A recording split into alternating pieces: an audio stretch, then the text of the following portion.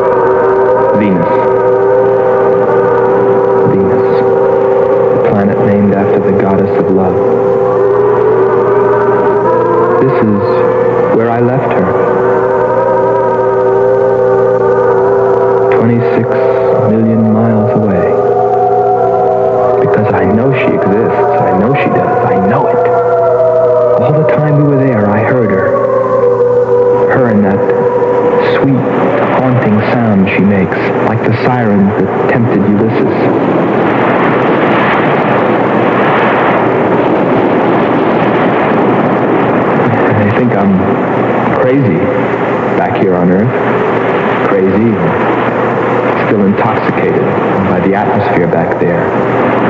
But wait a minute, I'm getting ahead of myself. Let me tell you the whole story. All of it. From the beginning. And see what you think. You be the judge. It was 2 years ago, in 1998, that the first manned spaceship left Earth for the planet Venus. This attempt ended in tragedy. A meteor hit the ship. Everything was lost. Everything but the will to get there, to explore Venus. And so, it was only 6 months later that the second attempt was made.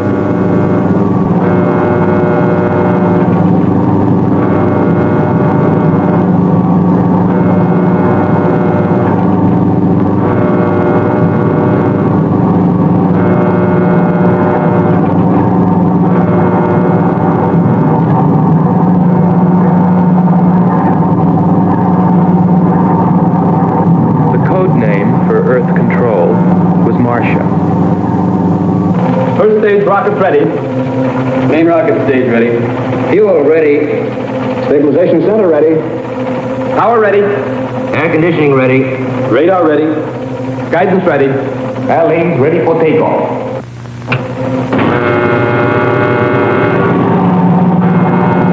Attention flight personnel. Loading elevators are now being withdrawn. Countdown continues at 20. All stations prepare for 0 red.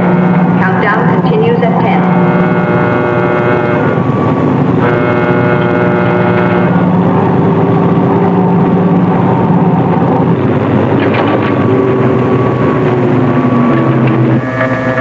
Zero red, -5. Project Red Planet. All units clear. Switch over to standby.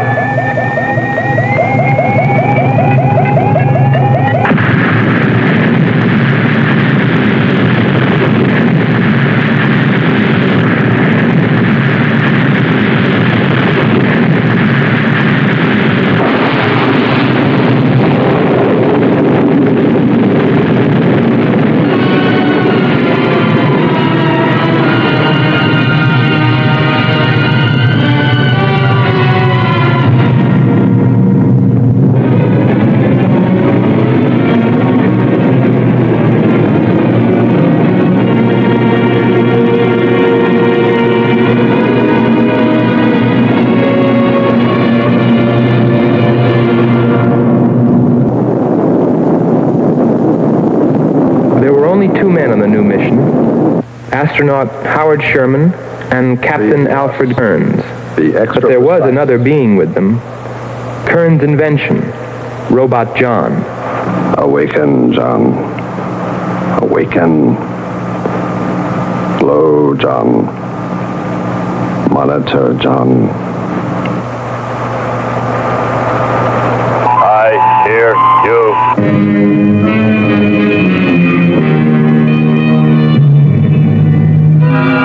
Everything went smoothly the first part of the voyage. They traveled over halfway, 17 million miles, without mishap. Radio contact was maintained with Marcia at Earth Control, and they stopped on schedule at the United States Space Station, Texas, for refueling. Attention. All landing personnel, report on flight deck. Stand by to receive flight number 87 from Earth.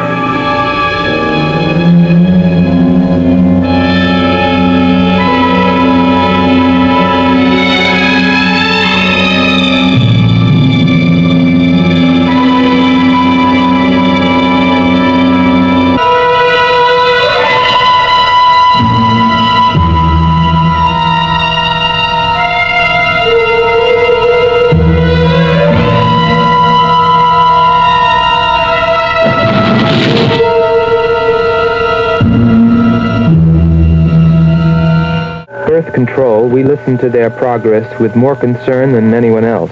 Refueling A-OK, over and out.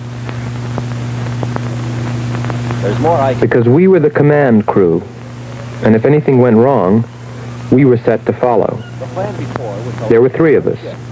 Commander William Billy Lockhart. It seems so unfair.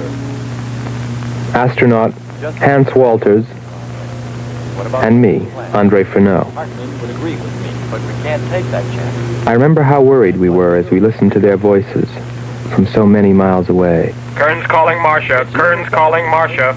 Prejudice. Refueling completed. Ready for blastoff.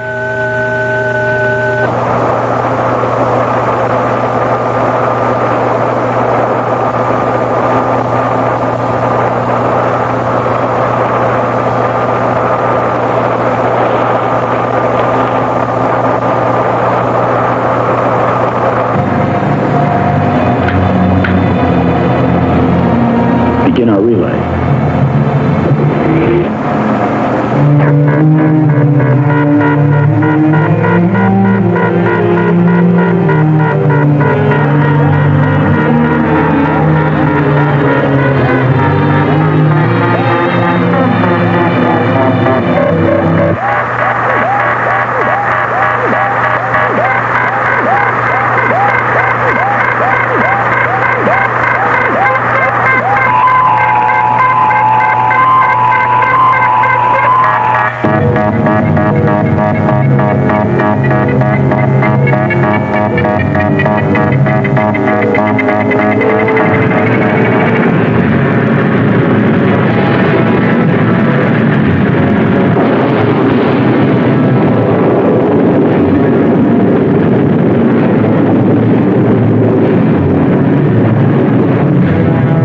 They were on the last leg of their journey.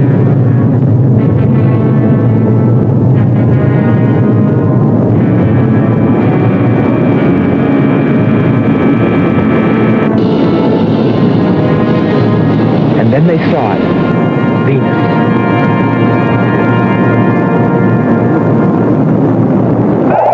Cloud formations, 30% ash content. And they prepared to land. Could be Hades. A planet of fire below us. Is it a new world, or will it consume us all? At any moment now.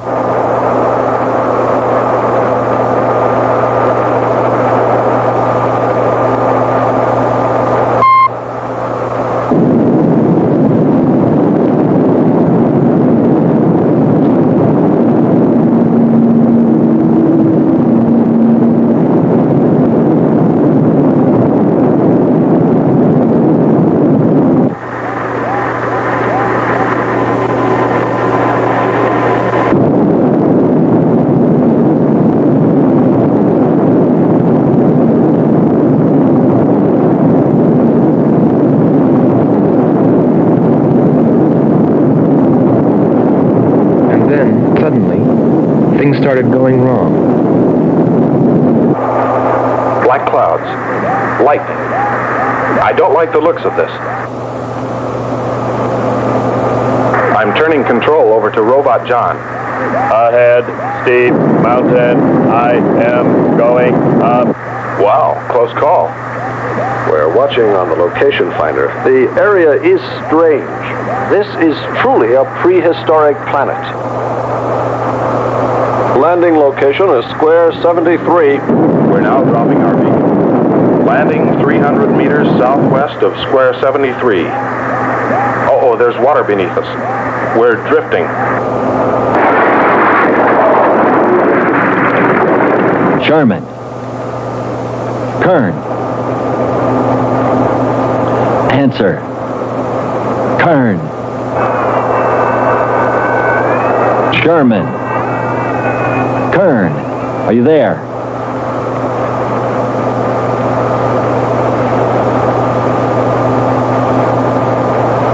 It's hopeless. Well, very soon after that, it became clear there was only one thing to do. Blast off for Venus ourselves.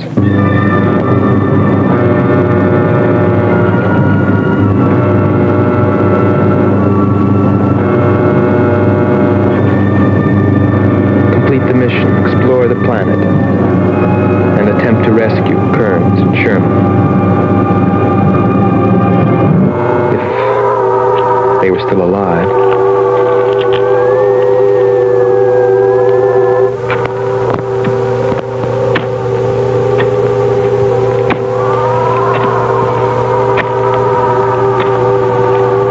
Coming. More, John. That's it. Cover me, Kern. Look out. There comes another one. I got him. Sherman, behind you.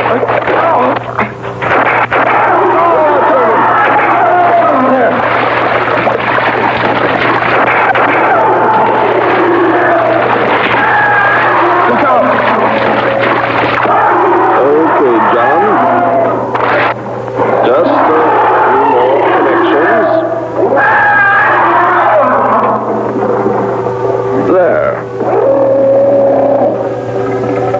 Course 110. Secure yourself to that boulder, John. Proceed. Proceed.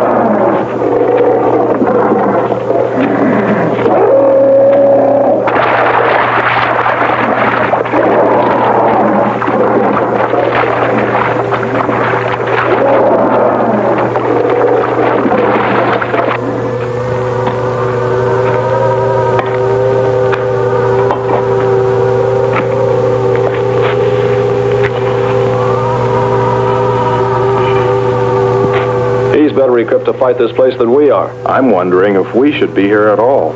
Why don't you catch a bus and go home? Don't think I wouldn't if I could find one. There he is. He's up. Hold it tight. He can hold it. You better go first, and I'll come along after you. Within 2 hours, we were ready to go.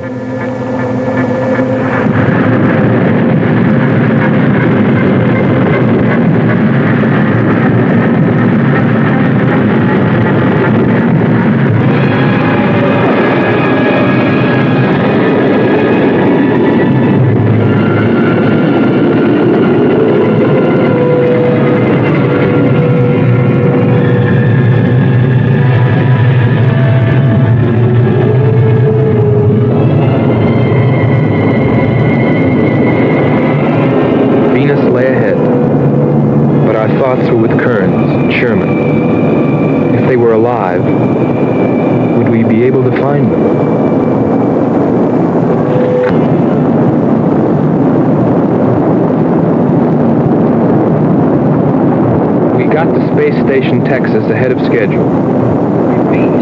Stand by to receive unassisted landing.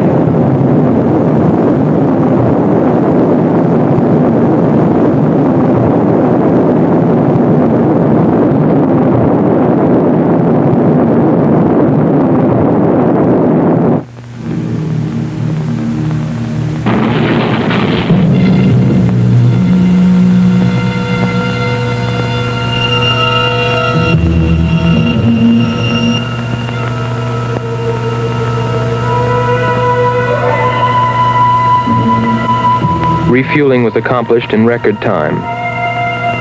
There was no time to lose.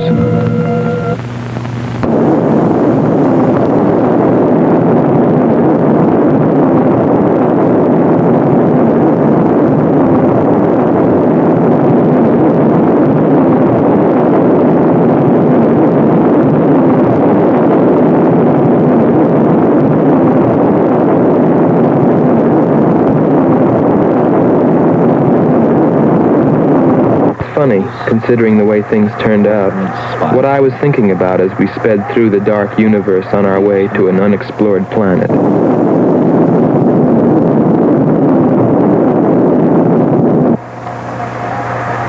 I was wondering if maybe there wasn't some reason that Venus had been named after the goddess of love.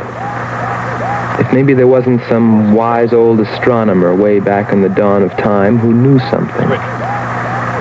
Something he kept to himself. My men. But before I could come to any conclusions about it, we were preparing for our touchdown on Venus, where maybe I'd find all the answers. And then, almost before I knew it, we were there. We were landing.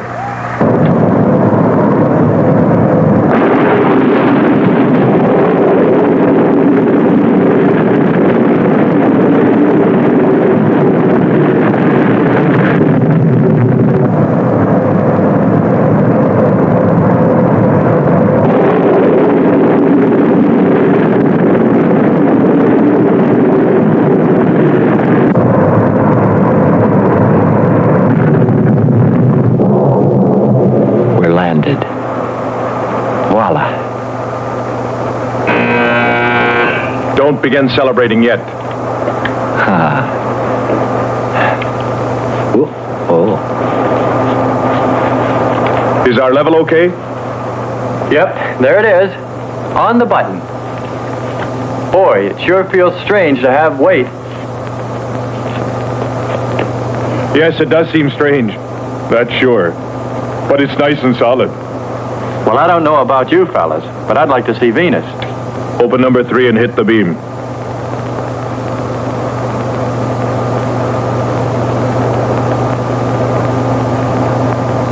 Paper, try the port viewer. Telescreen gets it okay. We'll pan port.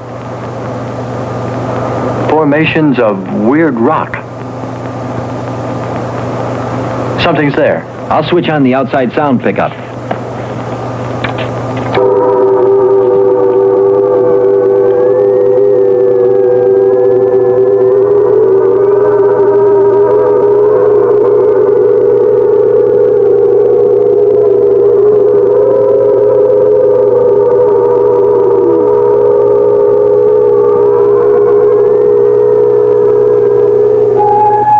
That was the first time I heard her. A human being? Hold it.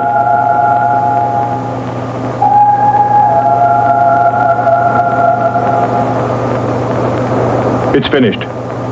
Transfer it to playback. Meanwhile, you might check upon the atmosphere, Hans. It better be good. Then you better get your spacesuit. We'll move out. Andre, I want you to attempt a contact with Sherman by radio. If you raise them, tell them to report their position. Then get yourself into a spacesuit. We're going to walk about. I'll be right behind you. That'll be handy if I slip. Get popping now. It's 4.7 on oxygen. That's pretty close.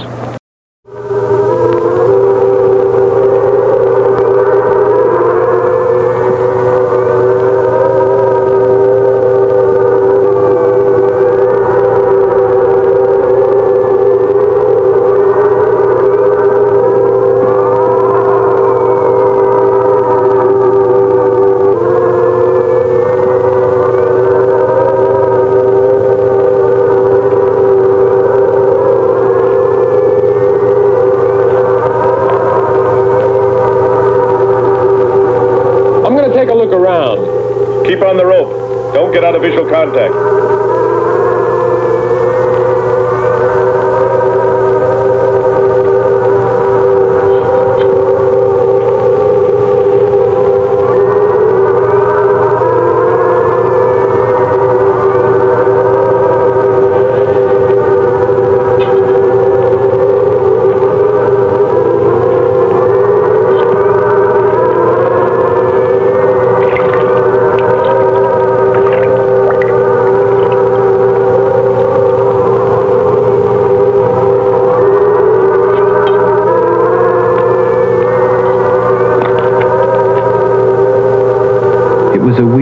Desolate place, but it fascinated me. And I forgot all about Kearns and Sherman and what we were there for. Received a message. What did they say? Marcia has radar movement. Sherman? She can't be sure, but it looks like two objects. One metallic and moving in the area we expected to search. Probably Kern and Sherman. Come on, Andre.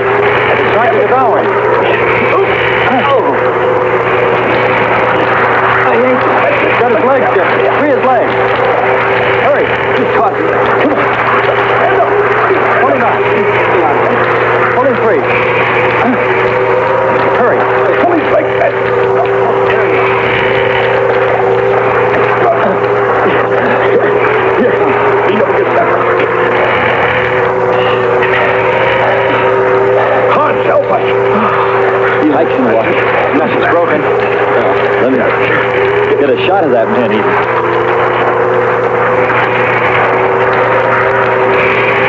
Careful, Andre. You want to fight that thing again.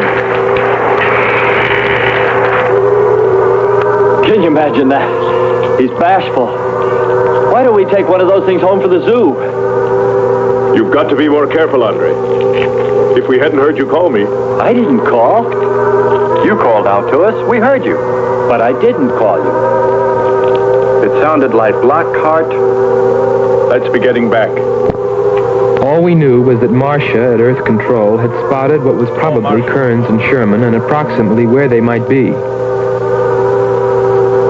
So we started out in our space car, heading in that general direction, not stopping to investigate the many prehistoric sites we passed. But we were still unable, no matter how hard we tried, to make radio contact with Kearns or Sherman. So we had no way of knowing what they were going through on that distant part of the planet.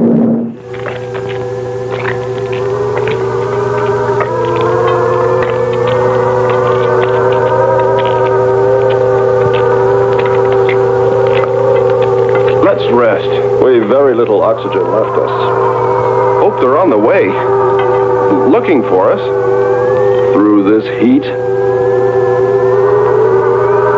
They may not be able to make it through to us.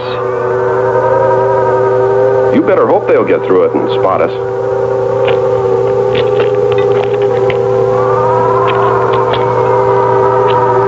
I'm beginning to feel like my head's swimming. Of course. It's your torn suit. Infection is getting through. Maybe we ought to take some quinsulin. No. We'd have to rest after. Must keep moving.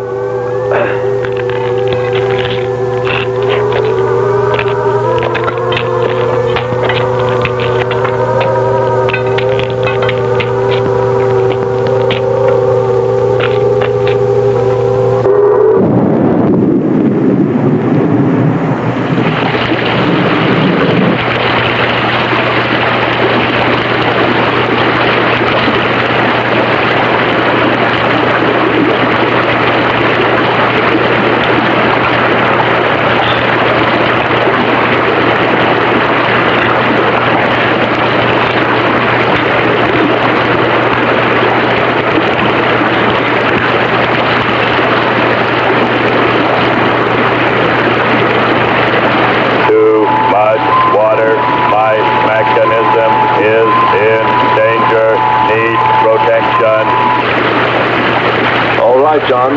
Find shelter.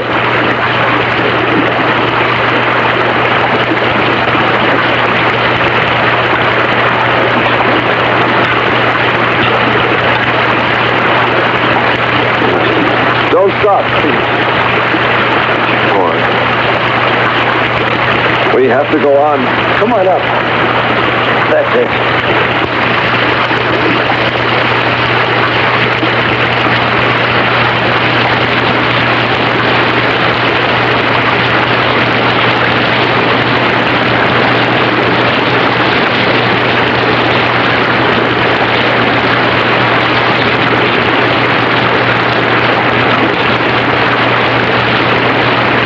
Can't stay here, we'll be washed away. John! Bring him this way. There is no water. Come on, just a little bit further. There's a cave right over there. Come on. That's it. Just a few steps further.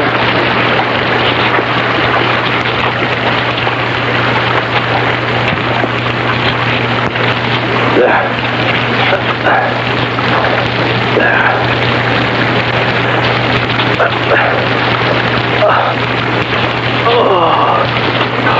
I don't think I can go on much further. John, stay with us.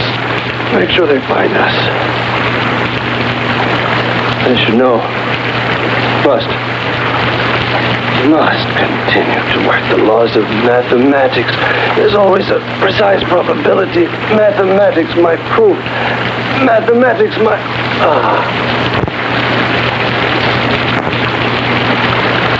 Marcia. Marcia. Here is Marcia. You must help us. It's closing in. I await your order. I await your order. Help them find us, John.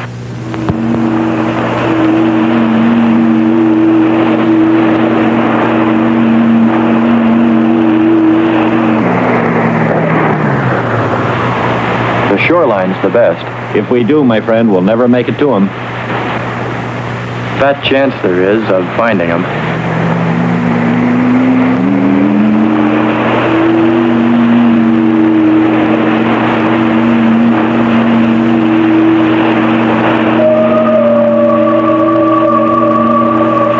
That voice again. Hold up.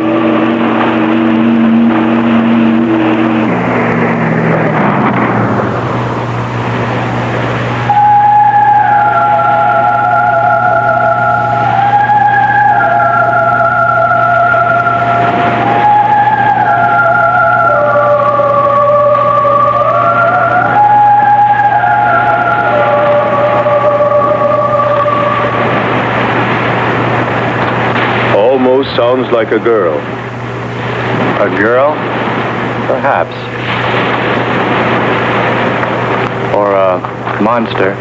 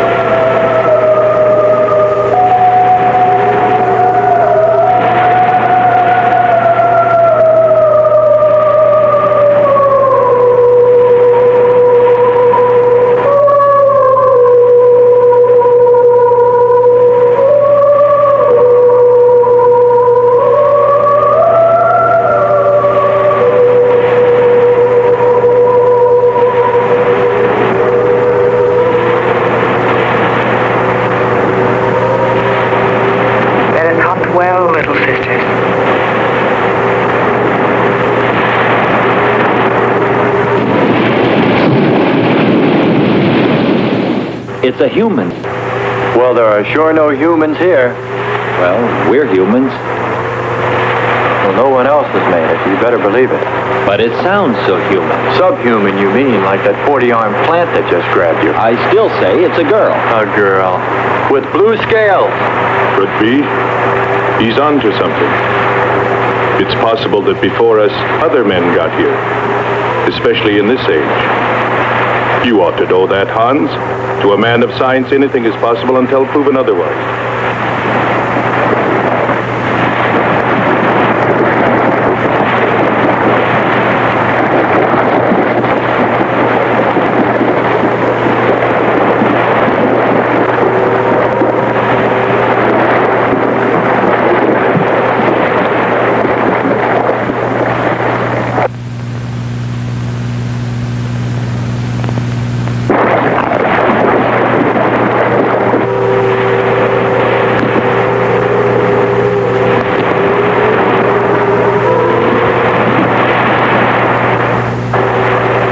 I can't imagine any people in their right mind exploring planet Venus. Come on, Hans. We're here, and we're in our right minds, aren't we? Let's go.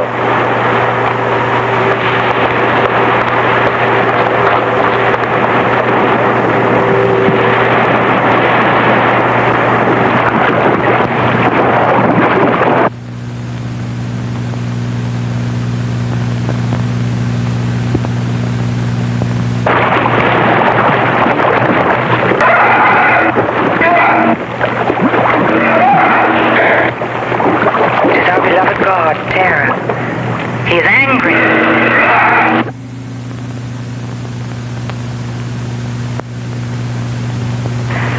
We must leave this place. Come, follow me. Lord save him. What? There's no response from Kern or Sherman. Well, we should soon be there.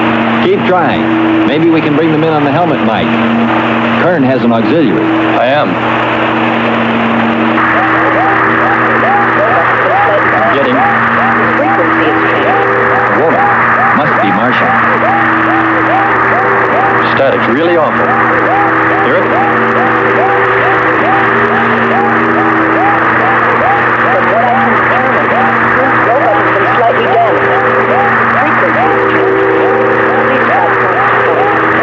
Move it up. Point to point on the dial. We'll find it. I'll try it. Hello. John, hello. John, listen. This is the command ship.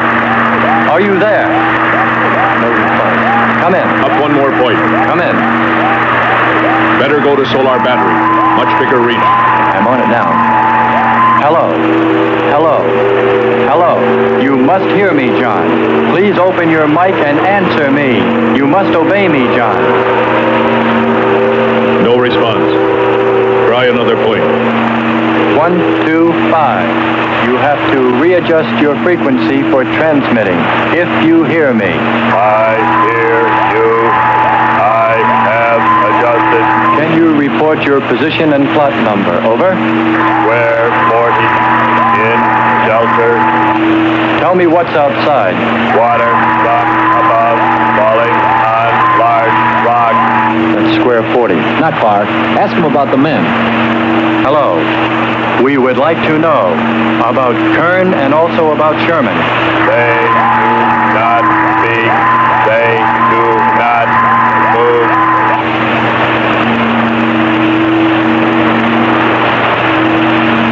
How much time before we get there? Who knows? Commander, maybe the robot can help. Try. Keep an eye on the compass. Grab onto them. Hello. You will listen, John. First, you will obey me and do precisely what I say. You will listen. Listen, John. Obey my every command. Remove container 2 from Kern's first aid kit. Repeat. Container 2.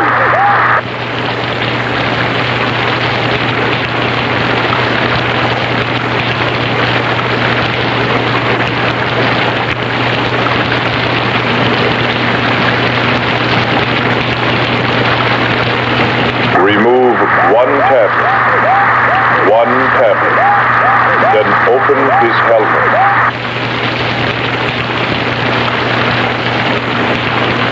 I have one tablet. Place the tablet in his mouth. You must do this quickly. Revive him with water. Pour it over his face, quickly, then close his helmet.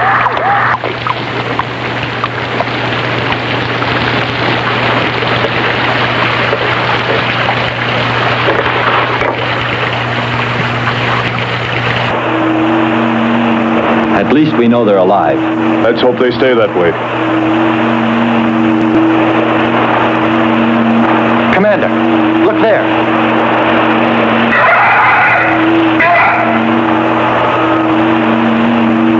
I'm ready with the astrogun. Some kind of flying reptile. He may not see us.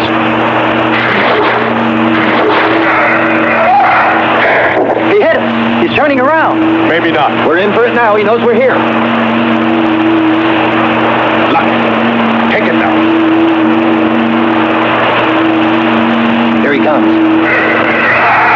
Don't miss him. Here he comes again. Open hull. We'll submerge. We were forced to submerge, even though we had killed the flying reptile, because of the damage the creature had caused when it hit us. And it was a good thing, too. For here, under the sea, we were to find the second clue to life on Venus.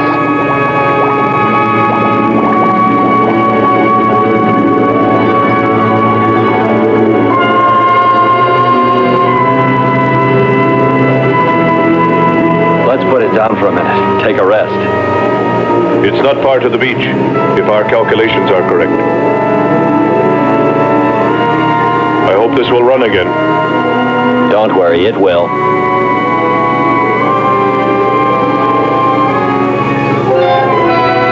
Look, the cliffs are all in even rows, like streets. I'll look around, just 5 minutes. Might find something interesting.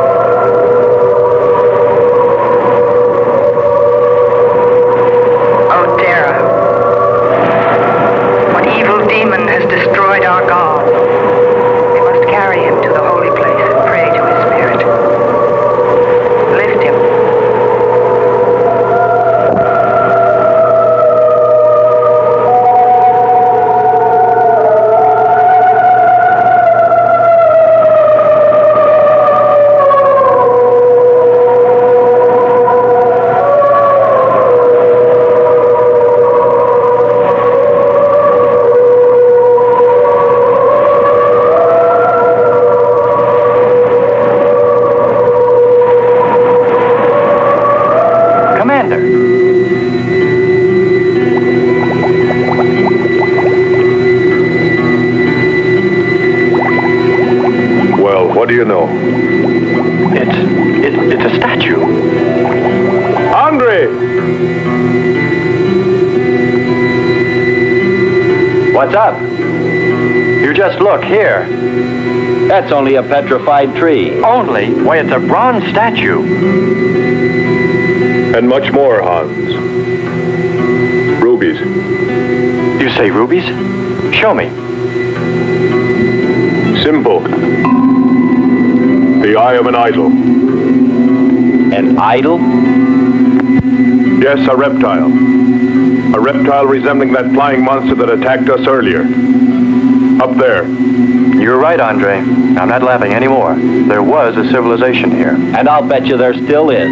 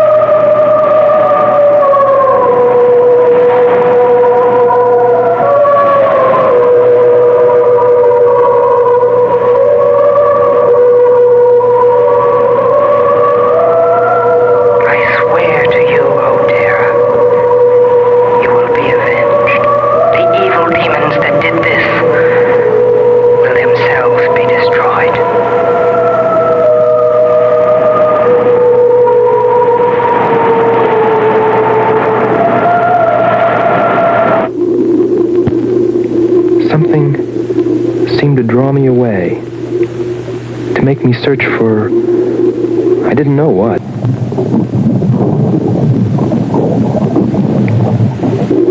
I felt something, I don't know. I felt as though I were being watched. But I didn't see anything except a harmless octopus. Yet, still feeling a strange presence, I went on.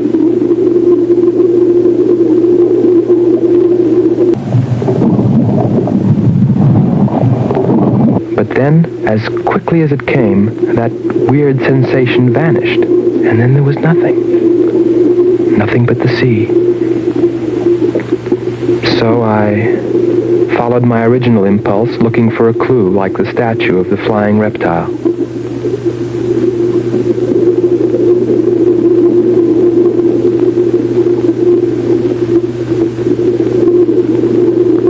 And I found nothing, except a rock that I liked for its shape, and that could serve as a specimen for the geologists.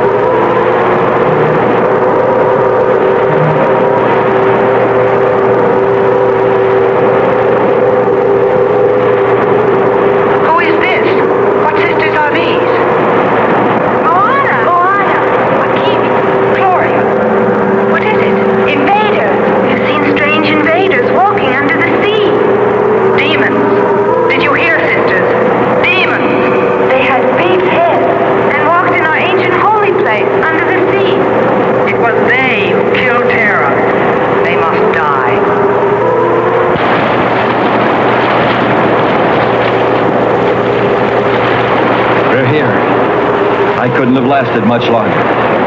You're not alone.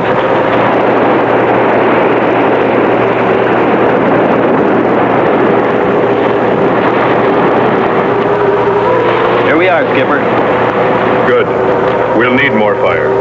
Everything in the car is soaking wet.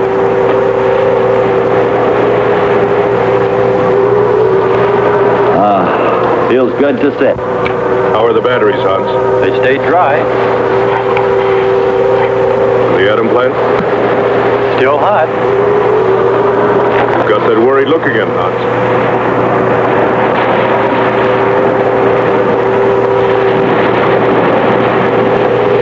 You're right. I've pulled and checked every wire and part in that darn radio. It won't operate. I've tried everything I know. I tell you, it's simply hopeless.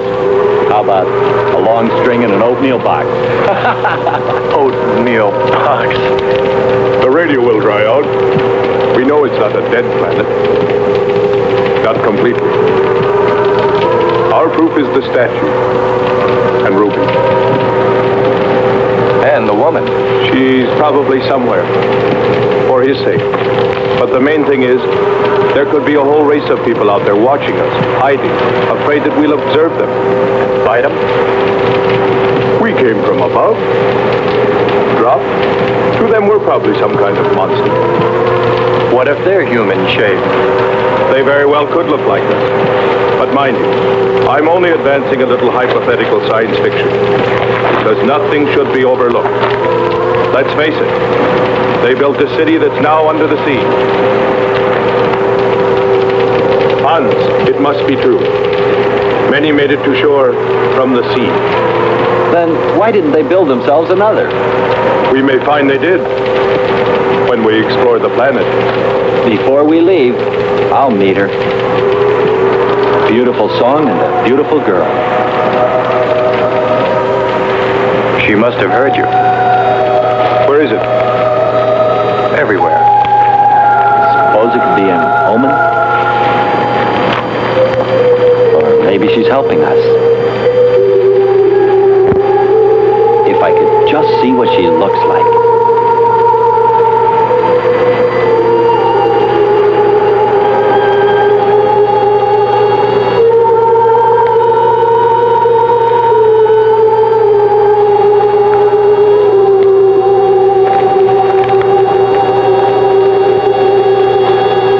Make it? I'm sure.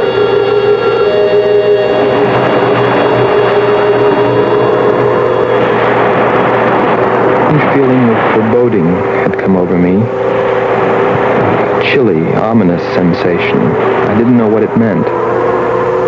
And I kept staring at that rock I'd found, as though perhaps it might hold an answer. Andre! Andre!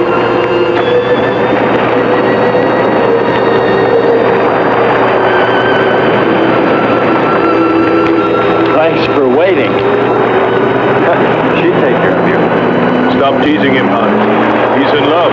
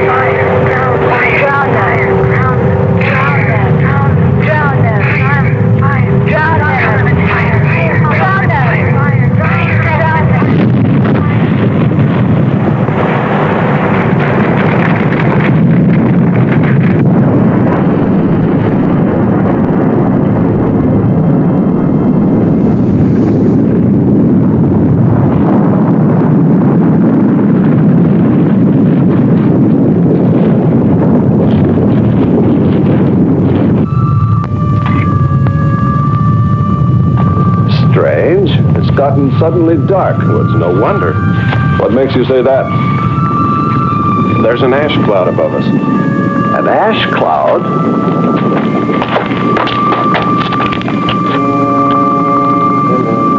A volcano. Yes. It's spectacular. And beyond the volcano, it looks like the lights of a city. The red spot Andre saw. We must get a move on. Not right away. This might be our only chance to gather some samples, lava and ash, to take away with us. All right. We'll go to a much better vantage point, and right now. Sherman, come. But look at the magnificence. No one on Earth has seen such a sight.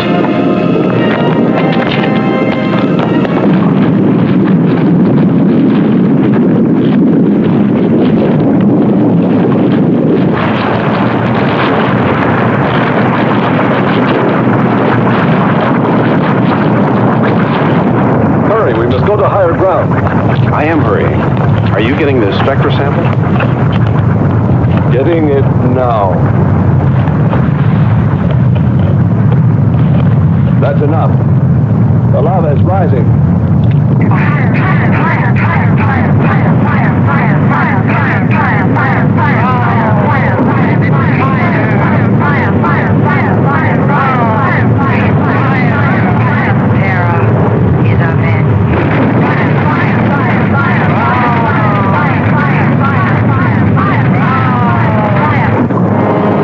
We waited too long. It's covered our path. Perhaps we can run a rope. How? We did it before. From John. There's no more time.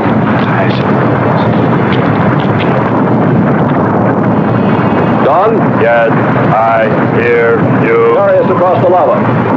Climb on, quick!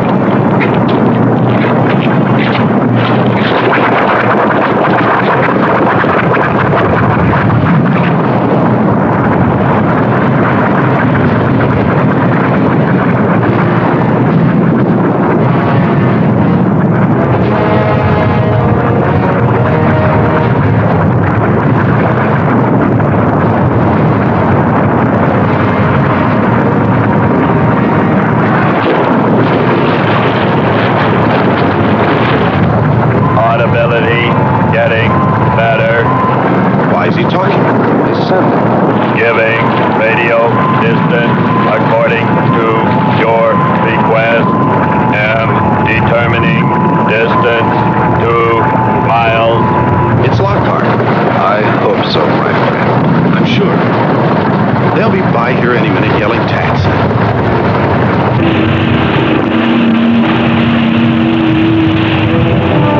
A remarkable invention you have here. Nice to hear you admit it, Alan. Temperature, lower extremities, 500 degrees. My self-preservation mechanism says I must eliminate extra weight. What now? Disconnect the mechanism. Where? Open the door. Here? First panel. Hurry or we're dead for sure. I don't know which. Let me. I am forced to free self of this weight.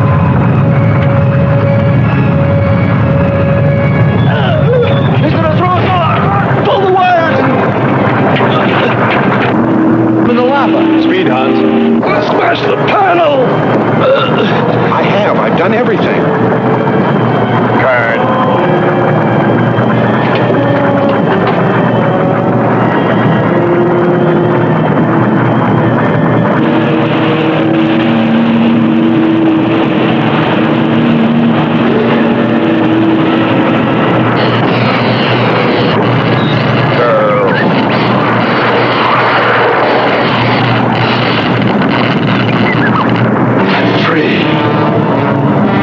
Hold on. They'll be here.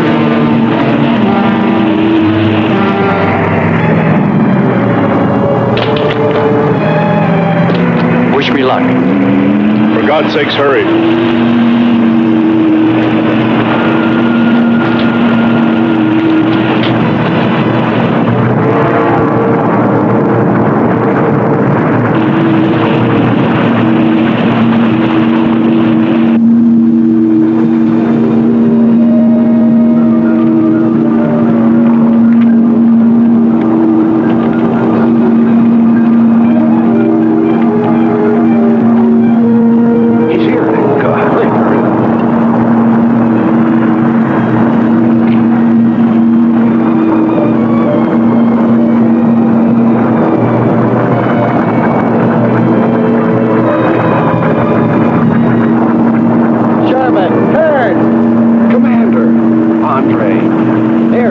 You out, my friend. I never thought I'd see your ugly face again.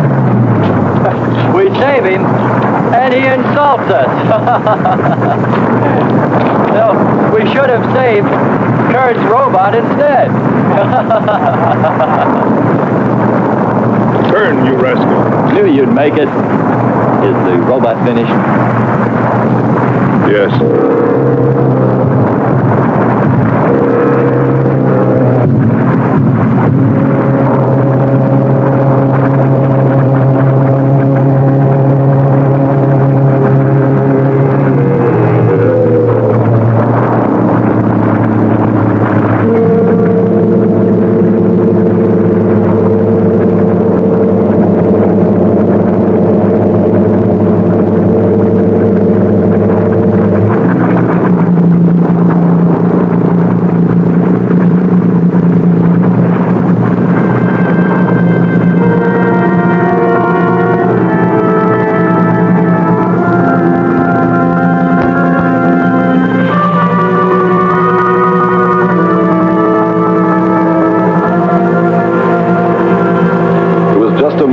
not.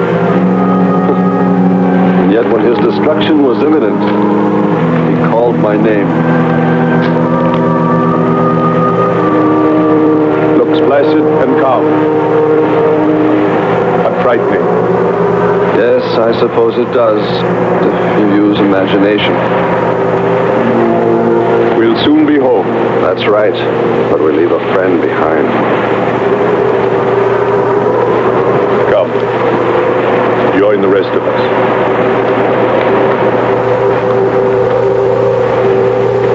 So we took stock of the situation. And though we tried to keep our spirits up, it was still pretty discouraging. The volcano had destroyed some of our provisions, and our rocket ship's fuel supply was low anyway, considering the added weight of Kearns and Sherman. It looked like we'd have to be starting back very soon. What else is there to do? Well, we can look for Andre's girl.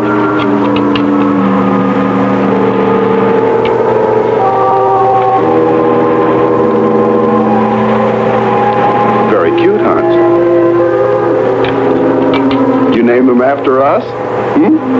Well, with triplets, it's better with numbers. Looks to me like he's raising his own countdown. Why not names? I'd forget. I'm worried about him. So you really found proof there were people on this planet. Hard to believe.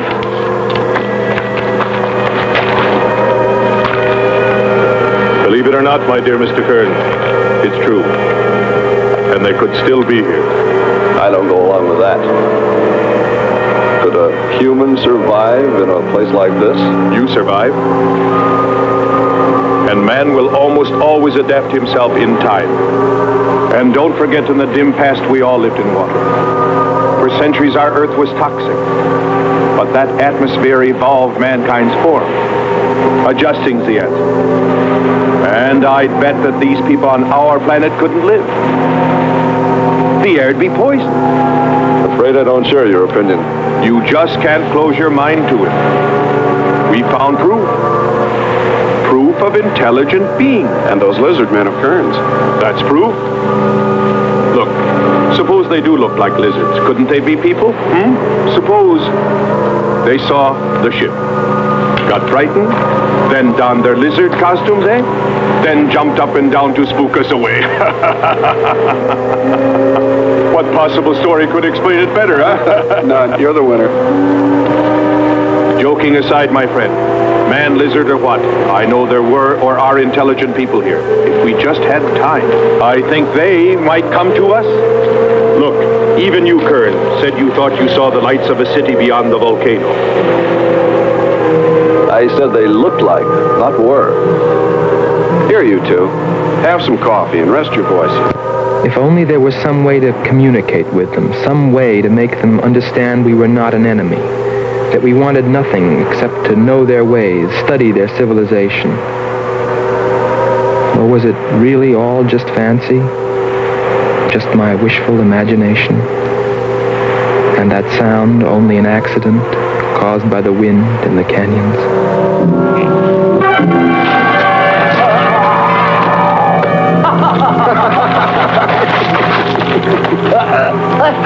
Hey, watch it! Now that's for your countdown gag about my children.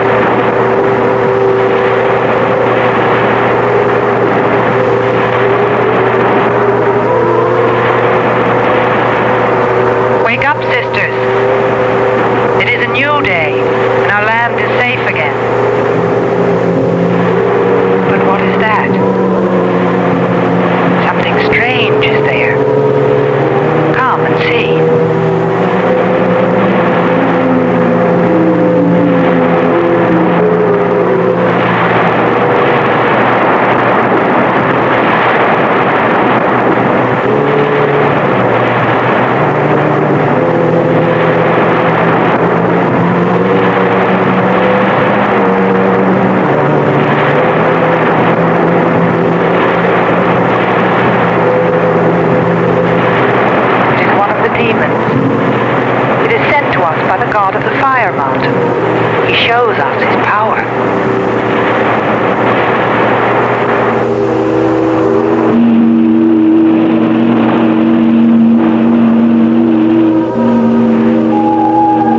Better get out and locate her, Andre. She wants you to stay on me. Just you wait. I think perhaps we should be trying to find her and take her with us. I'd vote for that. But she might not like us much anyway. If we could explore beyond those hills, I'll bet you money we'd find her and the city. You've been reading too many comics. Kern wouldn't believe she existed if she were sitting on his lap right now. Want to bet? We're here.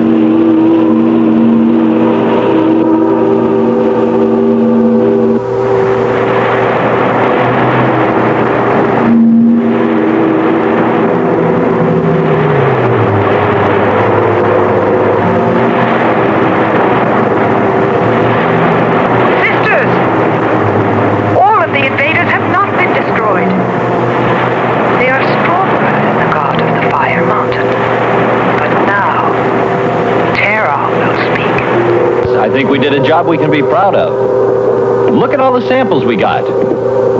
There's going to be a large headline when they see all these great things we're bringing back to them. This one's loaded, old man. Steady, child. Bring the Spectra.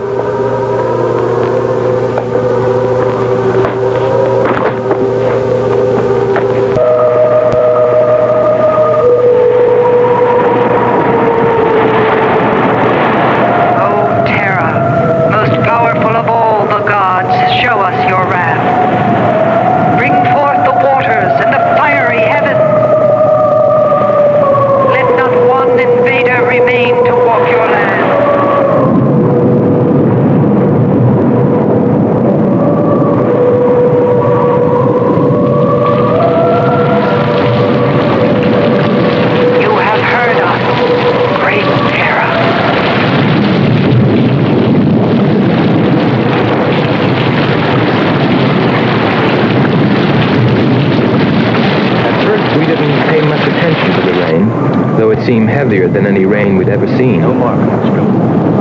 But it continued without let-up. In fact, it seemed to increase in strength.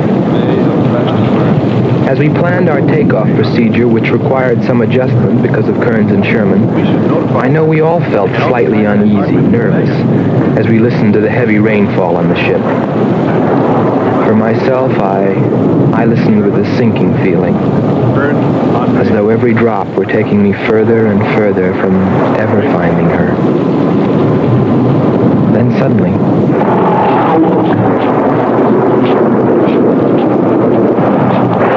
Quickly, Andre! Hans!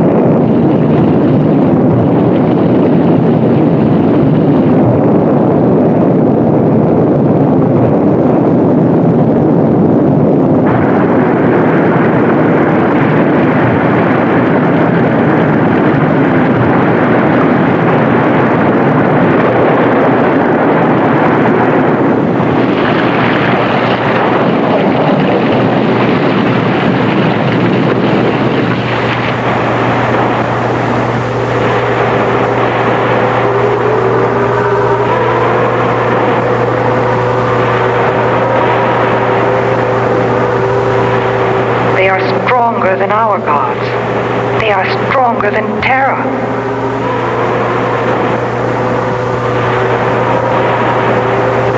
Terra is a false god.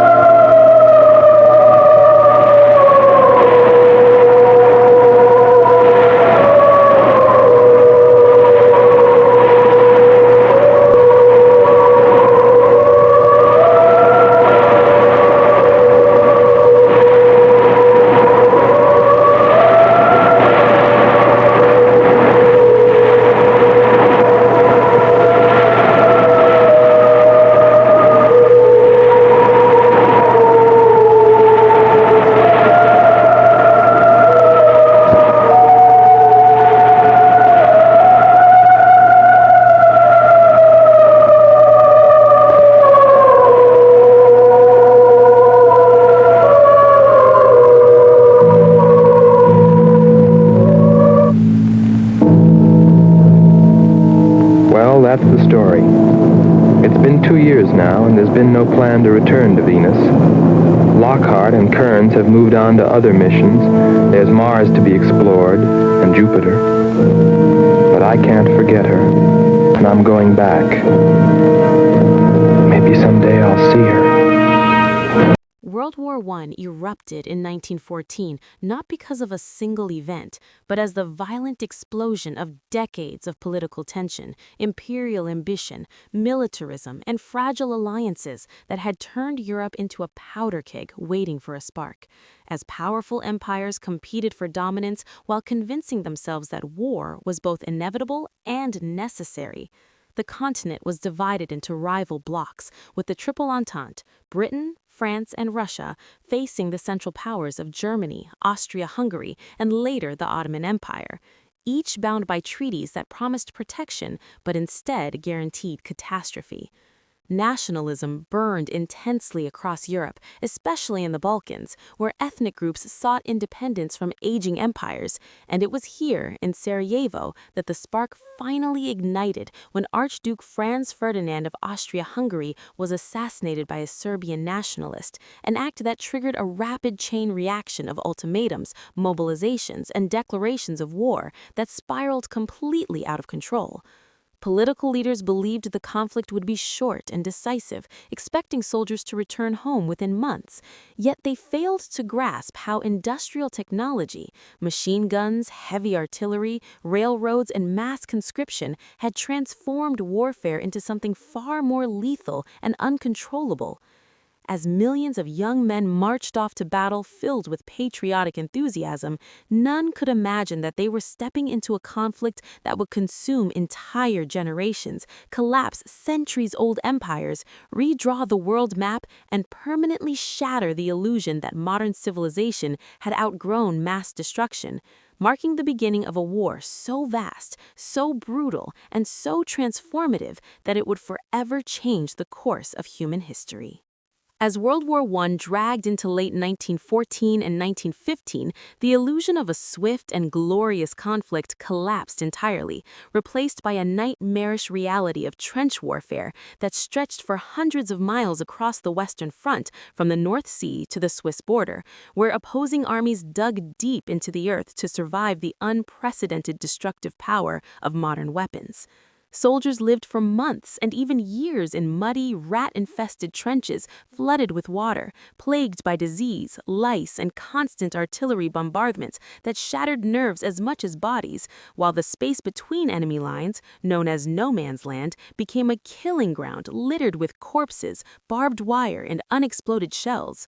Commanders on both sides repeatedly ordered massive frontal assaults, believing courage and numbers could break the stalemate, only to watch waves of infantry cut down by machine gun fire within minutes, leading to catastrophic battles such as Verdun and the Somme, where hundreds of thousands were killed or wounded for gains measured in mere yards.